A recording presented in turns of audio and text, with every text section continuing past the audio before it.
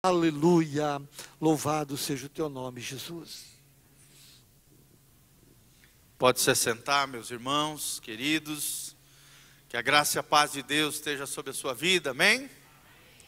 Como é que foi o carnaval? Está amarrado, em nome de Jesus, né? A carne está bem amarradinha, crucificada, glória a Deus, né? Mas o feriado, sim, né? Para nós cristãos também é um tempo de descanso, renovo. Não da carne, né? Ela tem que ficar mortinha.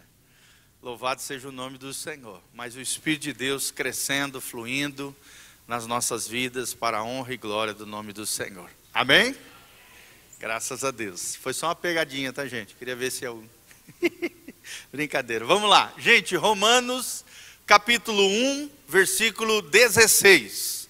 Romanos 1, 16. Nós vamos ministrar uma segunda parte daquela palavra que nós estivemos juntos, refletindo, orando, compreendendo acerca do glorioso Evangelho. Fala comigo, glorioso Evangelho. Nós sabemos que nós somos, né, conhecidos como evangélicos. Ou seja, evangélicos são aqueles que são seguidores do Evangelho. Também nós, batistas, né, de fé reformada, de igrejas históricas, talvez você não saiba, né? Nós fazemos parte da ramificação do cristianismo chamada protestante, igrejas históricas, igreja batista. E nós, no nosso caso aqui, nós somos uma igreja batista local, não ligada à convenção nem nada, mas uma igreja batista que tem, né, uma história. Não viemos do nada, somos protestantes, somos evangélicos, somos cristãos. Amém? O cristianismo ele tem três grandes ramificações, talvez você não saiba, né?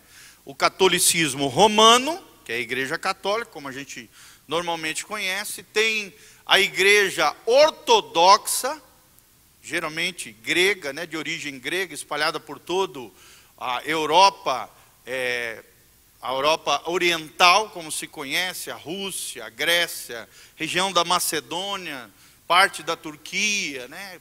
É o grande cisma da igreja.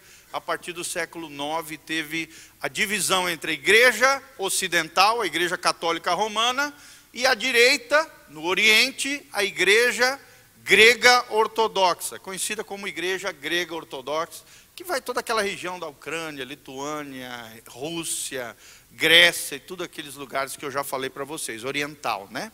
E nós viemos de uma outra divisão, que é a Reforma Protestante. A partir do século XVI, você sabe, na Europa, Martim Lutero, nós surgimos então como igreja já protestante. E dentro do meio protestante existem várias ramificações, né? Os pentecostais, os neopentecostais, igrejas históricas e várias comunidades cristãs, são as chamadas fellowships, e assim vai afora, né? Mas mais importante que isso, queridos, nós somos evangélicos. Fala comigo, evangélicos. Nós somos conhecidos principalmente no Brasil como evangélicos. Segundo os dados aí, estamos chegando na faixa dos 40% da população. Somos hoje uma das maiores nações do mundo em termos de números de evangélicos. Em termos de porcentagem ainda não. Porcentagem nós estamos em terceiro lugar no mundo. Mas em termos de quantidade de evangélicos, já somos uma das grandes nações do mundo nesse sentido. Amém? Evangélicos servem, né, servem ao Senhor Jesus, que nos deu o Evangelho. Nosso último encontro, nós falamos um pouquinho sobre isso, sobre o significado do conceito evangélico, ou evangelho. A palavra evangelho vem do grego eugelion, que significa boas novas, boa notícia. E Deus tem uma boa notícia para mim e para você. Amém? Porque Deus amou o mundo de tal maneira que deu o seu único Filho, Cristo Jesus, o unigênito do Pai, para que todo aquele que nele crê não pereça, mas tenha a vida eterna. Amém? Quantos desfrutam aí da vida eterna? Dá um glória a Deus bem alto aí. Aleluia! Então nós vamos entender um pouquinho mais sobre isso. Vamos continuar falando um pouquinho mais sobre isso. E o texto-chave está aqui em Romanos, capítulo 1, versículo 16. O apóstolo Paulo, cheio do Espírito Santo, nos afirma o seguinte. Ele diz assim: pois não me envergonho do evangelho, porque ele é poder de Deus para a salvação de todo aquele que crê, primeiro do judeu e também do grego. O grego aqui simbolizando todos os gentios, todas as nações não judaicas, tá bom? E aí inclui cada um de nós que não somos por descendência, né, judeus por ascendência, né, pelos nossos antepassados. 17. Visto que a justiça de Deus se revela no evangelho, de fé em fé, como está escrito, o justo viverá da fé. Amém? Que Deus abençoe essa palavra ao seu coração. Feche os seus olhos, coloque a mão no seu coração. Vamos orar ao Senhor. Pai, nós estamos aqui diante da tua palavra, que diz, ó Deus, que o justo viverá pela fé. Nós queremos, ó Deus, viver pela fé. E a fé vem pelo ouvir a palavra de Deus. Ó Deus, ilumina a nossa mente, abre o nosso coração, semeia a boa semente da tua palavra, que possamos compreender de maneira didática, bíblica, dentro da cosmovisão cristã, o que é o evangelho, o que é as boas notícias dos céus sobre a terra, as boas notícias da vida eterna em Cristo Jesus, o nosso Senhor. Fala conosco, que possamos ser evangélicos de verdade, que possamos ser seguidores do evangelho de Jesus, que possamos ser verdadeiros cristãos todos os dias, que glorifiquem o teu nome, Pai, e ó Deus, exaltem o nome que é sobre todo nome, que é o nome de Jesus de Nazaré. Usa o teu servo, debaixo da tua graça e misericórdia, mas fala conosco, nessa tarde, em o nome de Jesus, amém e amém. Paulo começa aqui dizendo, pois eu não me envergonho do evangelho. E eu quero começar com essa perguntinha, querido. Você tem sido uma boa referência, um bom modelo do evangelho? Quando alguém olha para a sua vida, ela te vê como um bom evangélico ou como um mau testemunho do evangelho? A Bíblia diz que é impossível impedir a chegada de escândalos, né? Os escândalos vão vir, mas ai daquele que escandalizar um desses pequeninos, diz o Senhor Jesus. Melhor lhe fora amarrar uma corda no pescoço, junto a uma pedra de moinho e lançar-se ao mar. Ou seja, se matar. É menos pior, em outras palavras. Não é uma apologia se matar aqui, tá, irmãos? Glória a Deus. É óbvio que não, porque Deus é contra isso. Se matar de maneira consciente é o passaporte para o inferno. Mas a Bíblia está dizendo que ai daqueles que escandalizarem o nome de Jesus. Paulo está falando aqui, eu não me envergonho do evangelho. Em outras palavras, o próprio apóstolo Paulo se intitula um imitador de Cristo, uma boa referência do evangelho. Irmão, você tem sido uma boa referência do evangelho? Você tem pregado esse evangelho com entendimento? Você tem vivido o evangelho tem se encarnado na sua vida? Você não tem se deixado tomar pelo medo, pela timidez e não pregado o evangelho para as outras pessoas? A Bíblia está dizendo que a salvação vem através do evangelho. Por isso, irmãos, já diziam os especialistas, né, de cada 100 pessoas no mundo, 99 vão ler os cristãos. E apenas uma pessoa vai ler a Bíblia sozinha e se converter. Meu pai, por exemplo, é um bom exemplo disso. Ele lendo a Bíblia sozinho, ele nasceu de novo e teve uma experiência com Jesus. Mas isso é muito raro, irmãos. Isso é muito raro. A maioria das pessoas, elas são impactadas pelo Evangelho de Jesus Cristo através das nossas vidas. Amém? Por isso, não se envergonhe do Evangelho. E muito menos envergonhe o Evangelho com seu mau testemunho.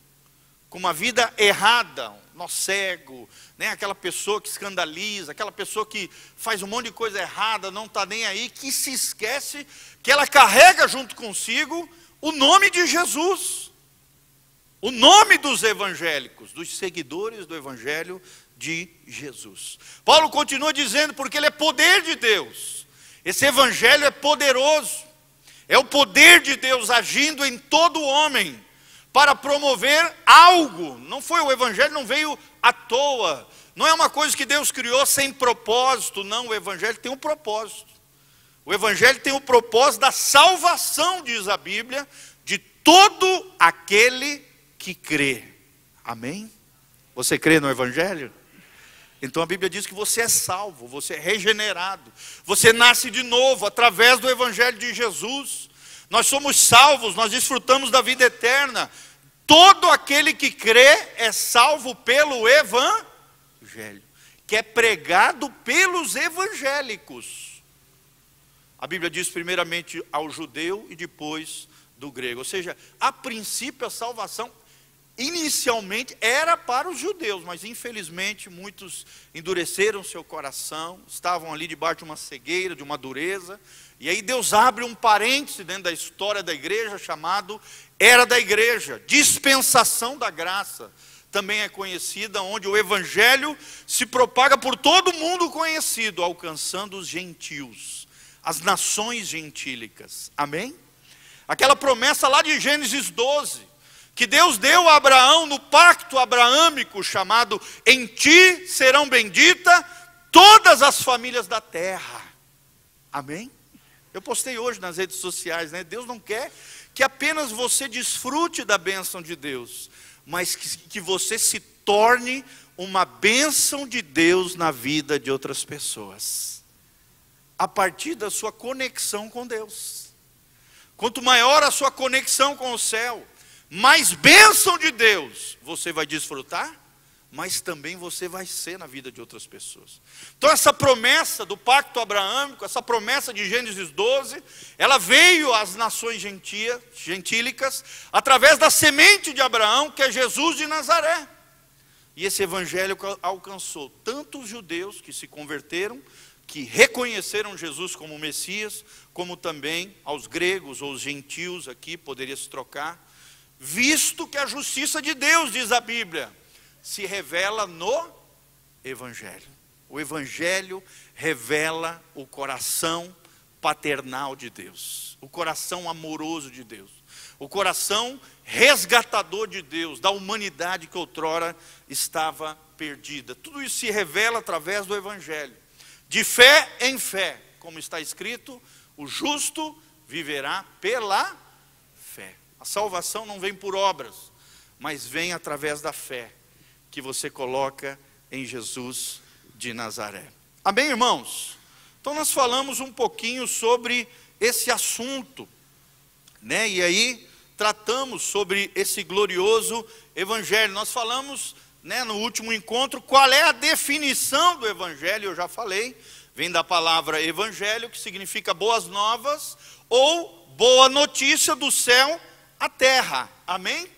Essas boas novas são para a salvação eterna de todos os homens, não apenas para bênçãos temporais, mas para salvação eterna, uma referência à vida eterna que eu e você desfrutamos em Cristo Jesus. Nós aprendemos que o amor de Deus por nós é abundante, o amor de Deus por nós é imerecido. O que nós merecíamos era o inferno.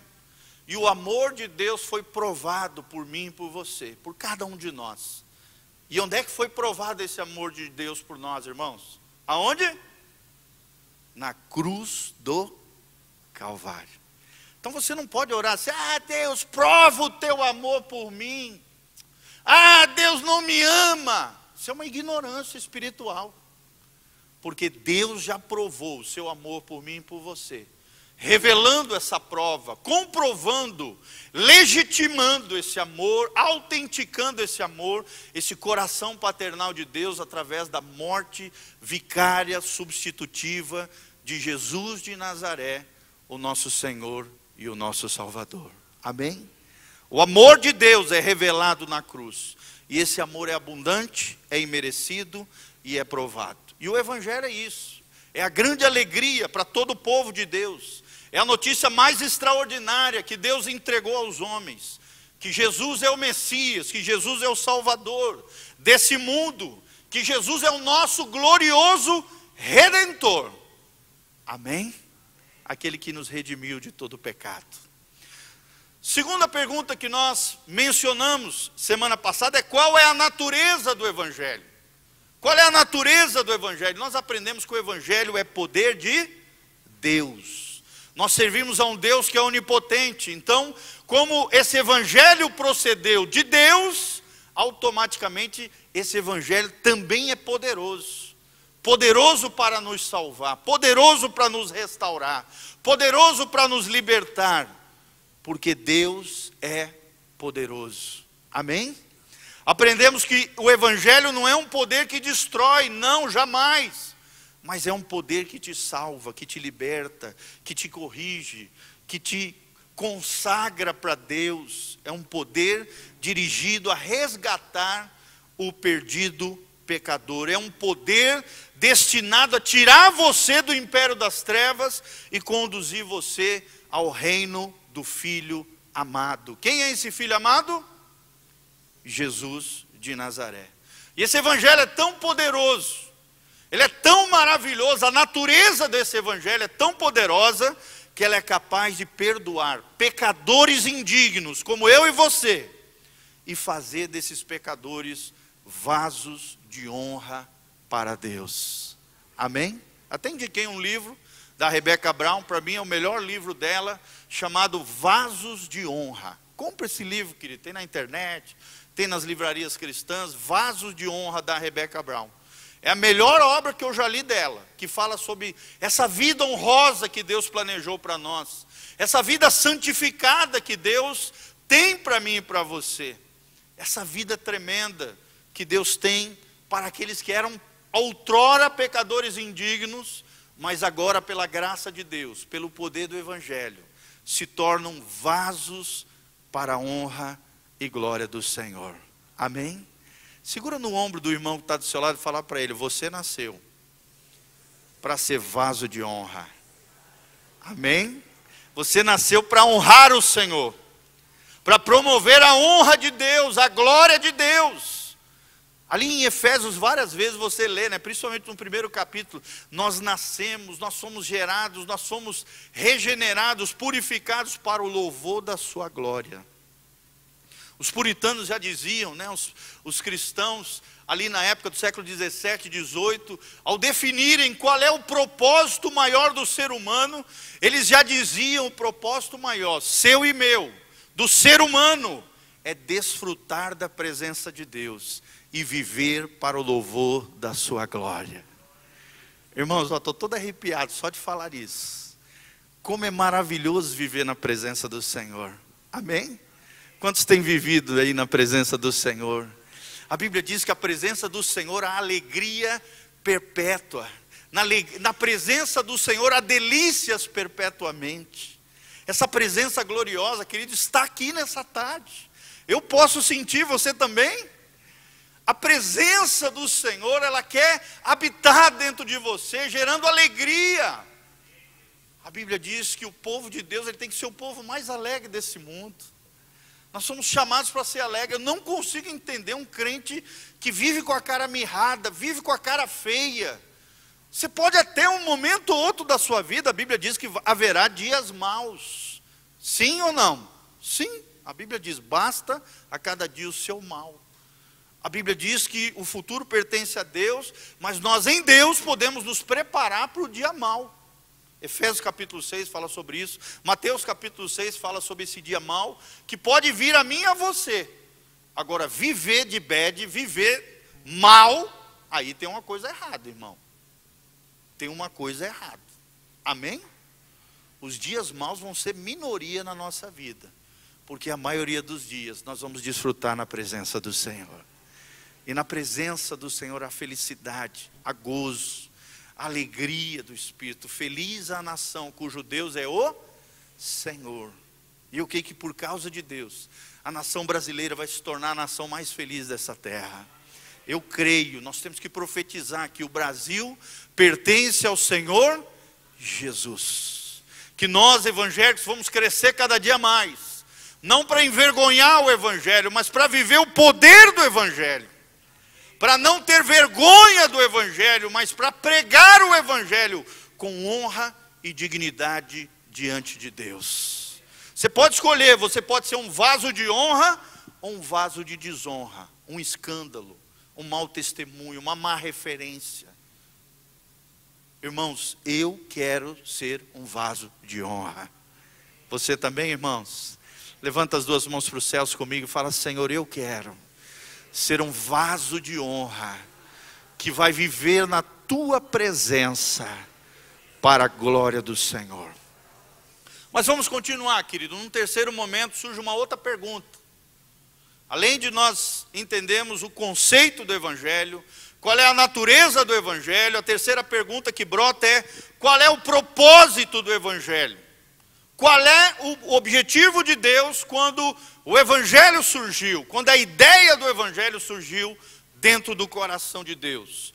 E nós vemos claramente, querido, que o Evangelho é o poder de Deus para a salvação. Está aqui, nós lemos aqui em Romanos 1,16. O Evangelho é poder de Deus para salvar o homem. Querido, Deus quer te prosperar, sim ou não?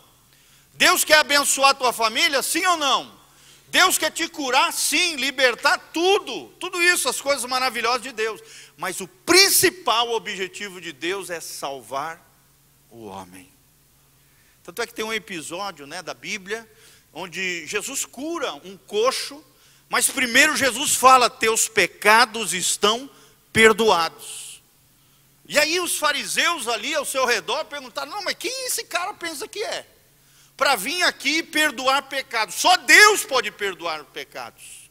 E eles não sabiam que o Filho de Deus, o Filho do homem, estava ali, e ele tinha a capacidade de perdoar os pecados. Aí logo em seguida, Jesus, sabendo, né, percebendo aquilo que permeava o coração crítico, legalista, hipócrita dos fariseus, saduceus, herodianos e toda aquela galera ali, você sabe que a Bíblia revela, os religiosos da época estavam julgando, né, achando que Jesus estava blasfemando. Jesus olha para aquele coxo e diz assim: para vocês reconhecerem que o Filho do homem tem poder para perdoar pecados, eu digo a você, coxo, levanta-te e anda. Amém? E a Bíblia diz que no mesmo momento ele se levantou, largou o leito e saiu andando para a glória de Deus. Aqui nós vemos uma ordem divina. Mais importante que a cura do coxo é que o coxo saísse dali o quê? Salvo, com seus pecados perdoados. A gente se pergunta: por que Jesus primeiro perdoou e depois curou? É porque aqui mostra a ordem do reino. Aqui mostra a sequência do coração de Deus. Primeiro Deus quer te perdoar dos teus pecados, te salvar, te dar vida eterna, salvar a tua alma, para depois então, menos importante, mas também importante, é claro, mas algo secundário, curar você das suas enfermidades. Por isso, irmãos, que existem pessoas que no leito de morte se convertem, e mesmo assim Deus não cura aquela pessoa, mas salva a sua alma. Então você precisa entender isso. Às vezes Deus quer levar aquela pessoa para a glória. Deus não vai ali sarar aquela pessoa, às vezes porque pela sua soberania, às vezes até porque Deus sabe que se ele for curado, alguns anos depois, quem sabe não se desvia da fé. Aí Deus chega e recolhe aquela pessoa e não cura aquela pessoa, mas salva aquela alma. Amém? Mais importante do que você ser próspero, ser liberto, ser curado, é que a sua alma seja salva. Amém? Quem teve a sua alma salva por Jesus aí, dá um glória a Deus. Então, irmão, dentro desse objetivo, propósito do Evangelho, você precisa entender: não há possibilidade de o pecador ser salvo, exceto pelo poder do Evangelho. É uma mentira dizer que há muitos caminhos que conduzem à salvação. Isso é errado. Isso é uma heresia, é um pecado. As várias religiões conduzem a um só Salvador. Isso é errado, é pecado, é uma mentira. A Bíblia Sagrada diz que só existe um caminho. Só uma pessoa é capaz de salvar.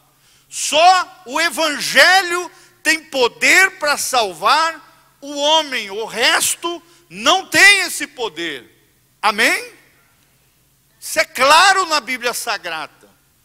Tem até alguns evangélicos sendo contaminados por esses conceitos mundanos, essas vãs filosofias, de achar que é possível se salvar fora do Evangelho.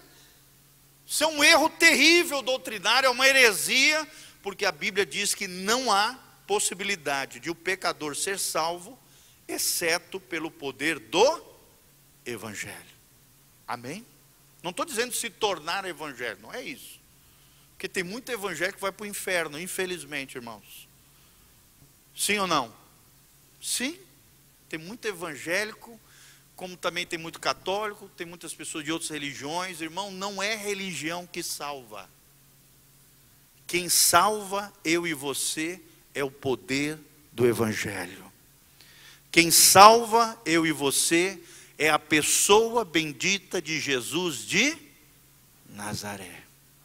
Isso é algo tão lindo, querido, que nós temos relatos de missionários por todo o mundo que relatam aparições de Jesus a pessoas que nunca conheceram o Evangelho de Jesus, mas Jesus está aparecendo em vários lugares do mundo, através de sonhos, levando aquelas pessoas a correrem atrás dos missionários para ouvirem a mensagem do Evangelho.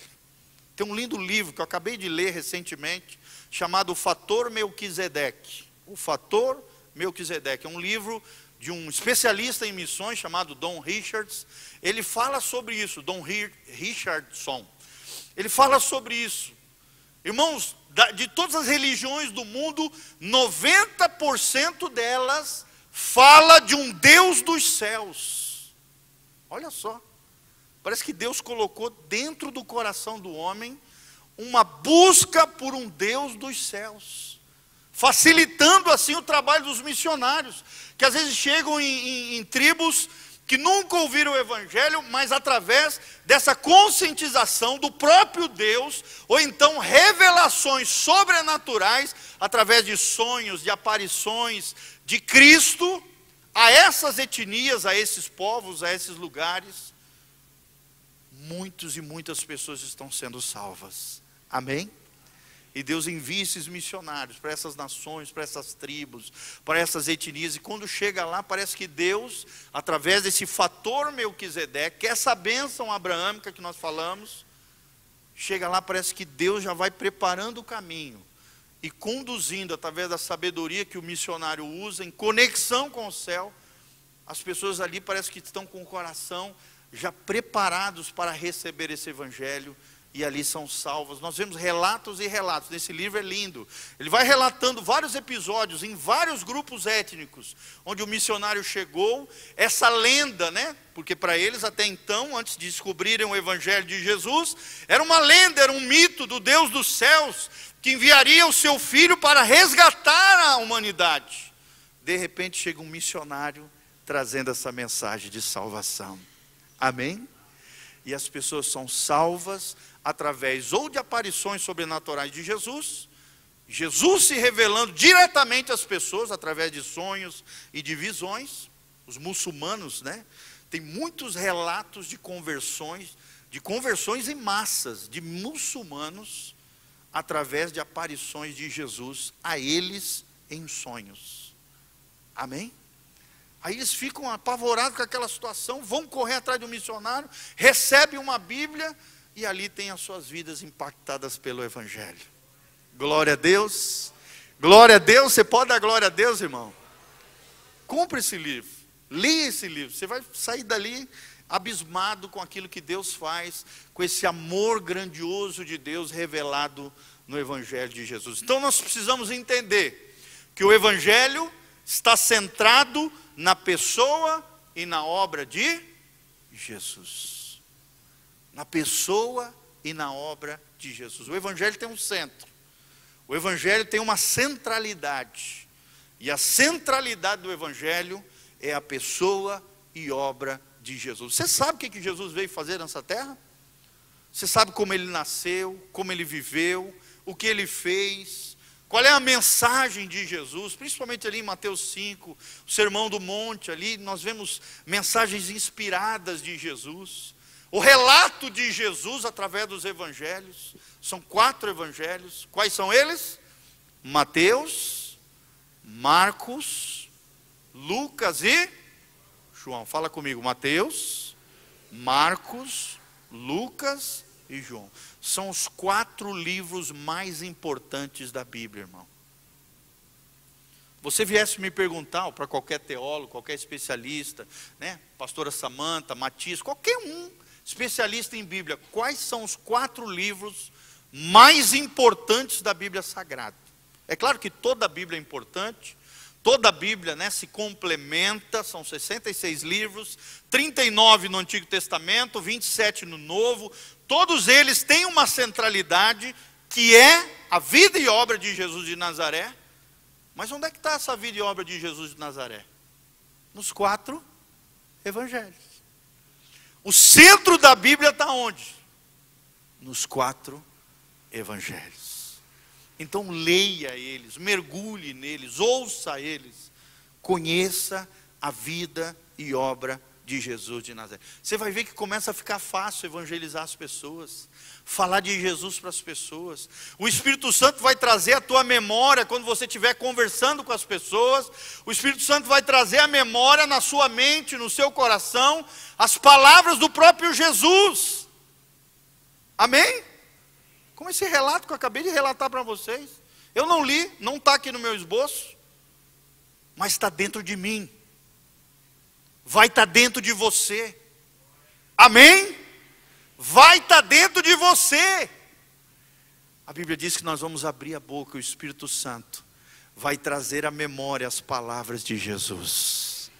Está lá em João capítulo 14, 15, 16, quando fala da vida e obra do Consolador que desceria dos céus sobre a terra, fala sobre isso. Ele vos trará à memória aquilo que eu vos tenho dito, diz o Senhor. Tudo aquilo que Jesus relata nos evangelhos, todas as palavras de Jesus vão estar na sua boca, porque já desceram para o seu coração. Amém? Então, irmão, presta atenção quando nós falamos sobre o propósito do evangelho. O que mais nós podemos falar sobre isso? Ninguém pode ser reconciliado com Deus, senão por meio de Jesus. Nós aprendemos na Bíblia Sagrada que antes do evangelho poderoso entrar na nossa vida, através do novo nascimento, através da regeneração, nós estávamos perdidos. Nós éramos inimigos de Deus. Nós éramos, como diz Efésios 2, filhos da desobediência. Nós vivíamos no segundo curso desse mundo, diz a palavra. Dos nossos delitos e pecados, nós estávamos encharcados na sujeira desse mundo. Nós estávamos debaixo do domínio de Satanás e seus demônios. O pecado nos assediava, nos derrubava e nos encharcava. Como diz o salmista, né? Que Deus nos tirou do charco, do lodo. É o pecado que nos colocou em lugares altos, em lugares abençoados em Deus. Amém? Você acredita nisso, irmão? Por isso que já nós não podemos viver encharcados no pecado. O pecado não pode ter mais domínio sobre nós, diz Paulo em Romanos. Porque já nós não vivemos debaixo da lei, do pecado e da morte, mas nós vivemos debaixo da graça de Deus. Quantos vivem aqui debaixo da graça de Deus? A graça de Deus nos capacita a viver longe do pecado.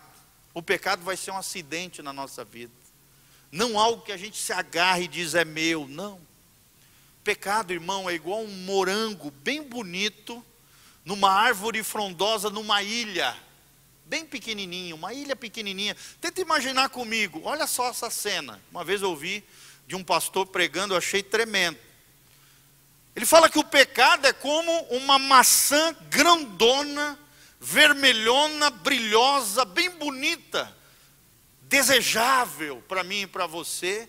Numa pequena ilha, você vê da margem daquela ilha, aquela ilhinha lá no meio, uma árvore bem bonita ali, uma planta de uma morangueira, sei lá como é que se diz, e um morangão bem bonito e apetitoso. Só que entre aonde você está e aquela ilha onde você vai chegar, onde está o morango, o pecado ali, simbolicamente, existe um oceano de lixo, de sujeira e de imundícia, que vai intoxicar, sujar e detonar com a tua alma. Irmão, é impossível que você vá lá naquela ilhinha, coma aquela maçãzinha, sem sujar a sua alma. Você está me entendendo? Tem gente que acha que dá para pecar sem sujar a alma. É impossível.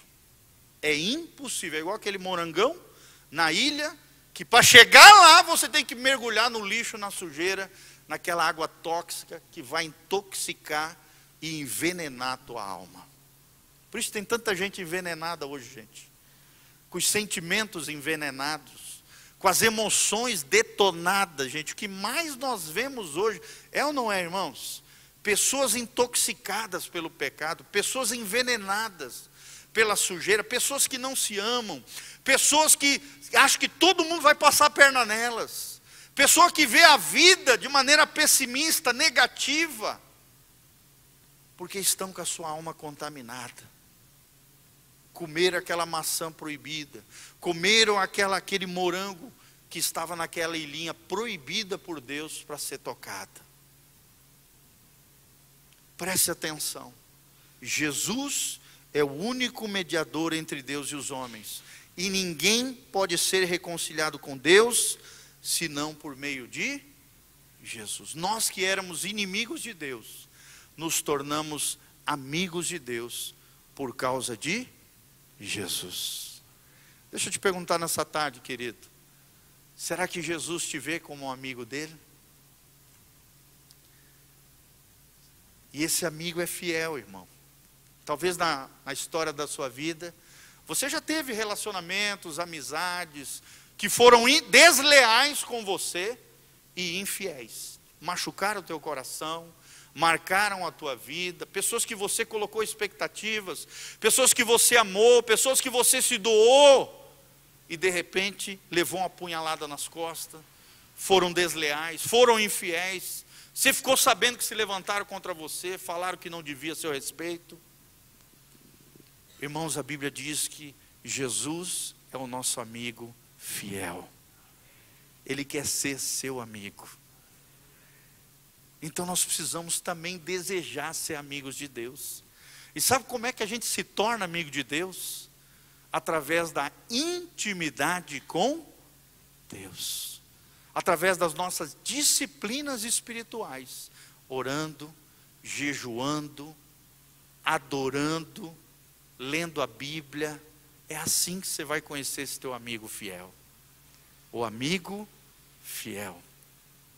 E é tão interessante, ontem nós estávamos no grupo de crescimento, aqui na salinha de oração, na terça-feira, e eu estava falando para as pessoas, nós estávamos falando, 1 Timóteo ali, capítulo 3, quando fala de marido de uma só esposa ali, numa referência à liderança espiritual da igreja, eu falei para eles, irmãos, a nossa lealdade e a nossa fidelidade é proporcional à nossa lealdade e fidelidade a Deus. Quanto mais leais a Deus, mais fiéis a Deus, mais leais e mais fiéis nós vamos ser aos nossos relacionamentos.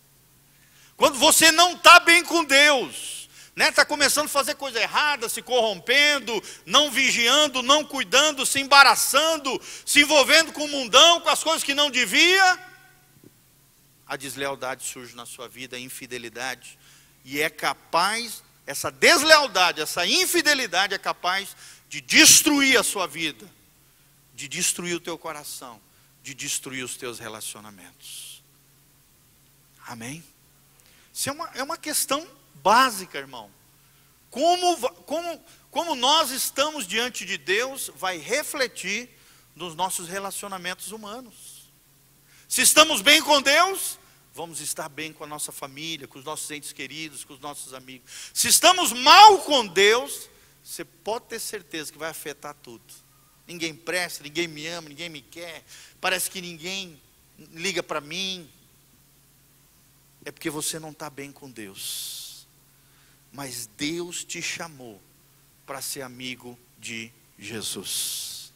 Estou aqui nessa tarde para dizer que Jesus é teu amigo fiel. Amém? E para nós terminarmos, queridos, ninguém pode ter acesso a Deus exceto por Jesus. Porque Jesus é a porta do céu. Ele disse: eu sou a porta. Ele também é o caminho estreito para Deus. Não tem como você ir para o céu sem Jesus. Jesus é o centro do Evangelho, nós falamos sobre isso. A vida e obra de Jesus é o centro do Evangelho. É Ele quem disse: eu sou o caminho, a verdade e a vida. Eu sou a porta estreita, eu sou o caminho difícil. É só através dessa porta, querido, e você só entra dela, sabe como? De joelho. Tem gente que acha, né, que pode entrar no céu com o peito estufado, se achando bonzão. Ah, não, eu vou chegar lá pelos meus méritos, pelas minhas boas obras, porque eu ia muito na Betel. Ô glória! Irmão, ninguém chega assim na salvação, na vida eterna. A porta do céu se abre quando você dobra o joelho e reconhece que você é pecador, que você não é nada, que a salvação é fruto da graça de Deus, para um pecador que não merecia, mas pela graça de Deus, Deus te amou, te aceitou, te redimiu, te perdoou. Amém? É de joelho, é se quebrantando, que a porta do céu se abre para nós. A Bíblia diz: bem-aventurado os pobres de espírito, porque estes herdarão o reino dos céus. Quem quer herdar o reino dos céus?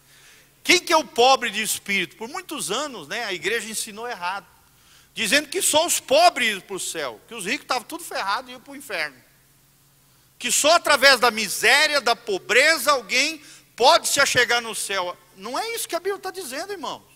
Mateus capítulo 5, a Bíblia está dizendo pobreza de espírito. Não é pobreza material, é pobreza de espírito. É alguém que reconhece que não é nada sem Deus. É alguém que reconhece que precisa se quebrantar, precisa ser um nada, para daí então Deus dar tudo, aquilo que ele não merece, mas a graça de Deus quer te dar. Pobre de espírito é aquele que reconhece que toda a riqueza verdadeira, eterna, não passageira, mas real, procede dos Pai das luzes, do nosso Deus, do nosso Senhor. Que a minha maior riqueza, o maior patrimônio que eu posso deixar para os meus filhos, não é meus bens materiais, não é as casas que eu tenho, carro, sei lá, eu não tenho isso, só tenho minha casinha mesmo, estou pagando até hoje. Não é meu patrimônio, não é isso a maior herança ou legado que eu vou deixar para os meus filhos, não. É a minha fé, é a minha vida em Deus, é a herança espiritual que eu vou deixar para a minha família. Irmãos, o dia que eu falecer, se Jesus não voltar antes, eu queria que uma frase ficasse escrita na minha lápide. A minha mulher está aqui. Eu queria que uma frase ficasse escrita na minha lápide. Tomara que Jesus volte antes, né? Amém, glória a Deus. Não quero morrer agora não. Mas se um dia eu falecer e tiver que escrever uma frase na minha lápide, eu gostaria que tivesse escrito: um homem que amou a Deus e amou as pessoas. Essa é a maior riqueza que a gente pode deixar para as pessoas, querido. A maior riqueza, né? A Carmen falou: não vamos mesmo. Eu creio que Jesus vai voltar antes, amém? Amém, queridos? Nós vamos ser transformados em glória, nos encontraremos com Ele nos ares, até porque eu sou novo, né? Mas ninguém sabe, às vezes Deus pode te chamar através da morte para a glória. Eu quero ser lembrado por isso, um homem que amou a Deus, e um homem que amou as pessoas. Mas eu e você precisamos entender que ninguém pode ter acesso a Deus, exceto por meio de Jesus, pois Ele é a porta do céu e o caminho para Deus. Amém? Não há salvação em nenhum outro nome dado entre os homens, exceto o nome de Jesus de Nazaré. Lembre-se do que Paulo falou: eu não me envergonho do evangelho. Não se envergonhe do evangelho. Não envergonhe o evangelho. Seja um vaso de honra, para a honra e glória do nome de Jesus. Quem quer isso para a sua vida? Fique de pé, levante as mãos para os céus comigo, comece a orar diante do Senhor, comece a falar com Deus agora, querido. Aqui no final nós vamos estar orando por você. À direita, nós vamos estar orando por qualquer pessoa que esteja enferma, nós vamos ungir você com óleo, orar por você. E à esquerda, qualquer outra necessidade. Lembre-se, o Evangelho é poder de Deus. Nós estamos aqui desse altar pregando o Evangelho, centrado na cruz, centrado na vida e obra de Jesus. E esse Evangelho é poderoso para fazer infinitamente mais do que aquilo que pedimos ou pensamos, segundo o seu poder que opera em nós.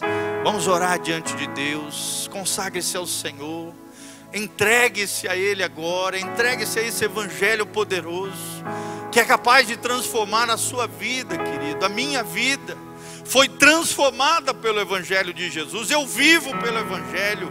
Eu e você vivemos pela fé, a fé no Filho de Deus, que nos amou, aquele que nos resgatou do pecado, aquele que nos libertou, aquele que nos sara, aquele que tira toda a toxicidade da nossa alma, toda a sujeira, toda a imundícia que muitas vezes nós nos jogamos naquele lodo, naquele charco de sujeira, de imundícia.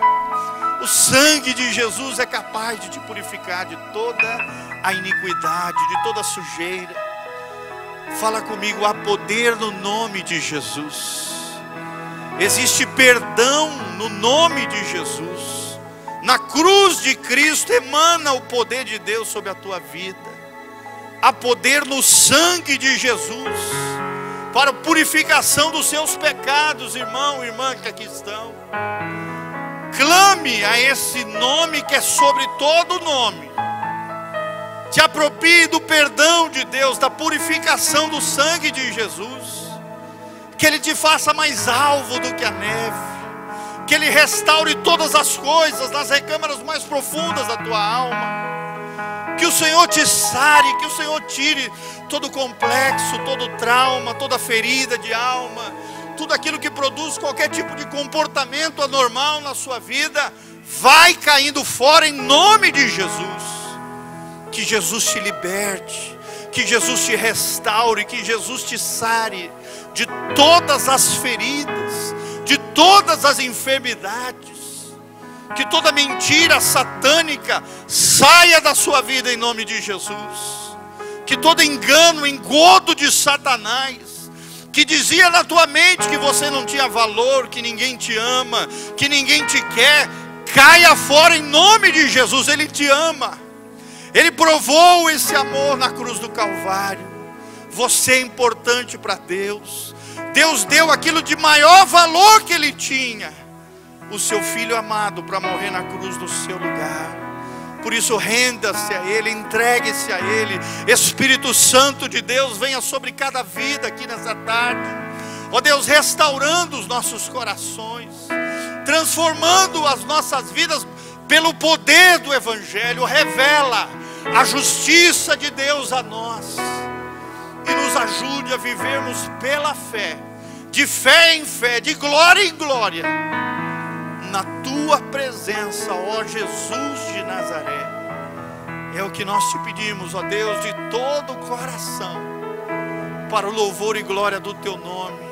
Amamos esse glorioso Evangelho, queremos honrar esse Evangelho, queremos viver pelo Evangelho, se necessário for morrer por esse Evangelho, mas queremos engrandecer o nome de Jesus através das nossas vidas, das nossas casas, das nossas famílias, de tudo aquilo que colocarmos as nossas mãos, o Evangelho seja engrandecido, o nome de Jesus seja exaltado sobre tudo e sobre todos, em nome de Jesus. Que Deus te abençoe, querido, nessa tarde. Levante as mãos para o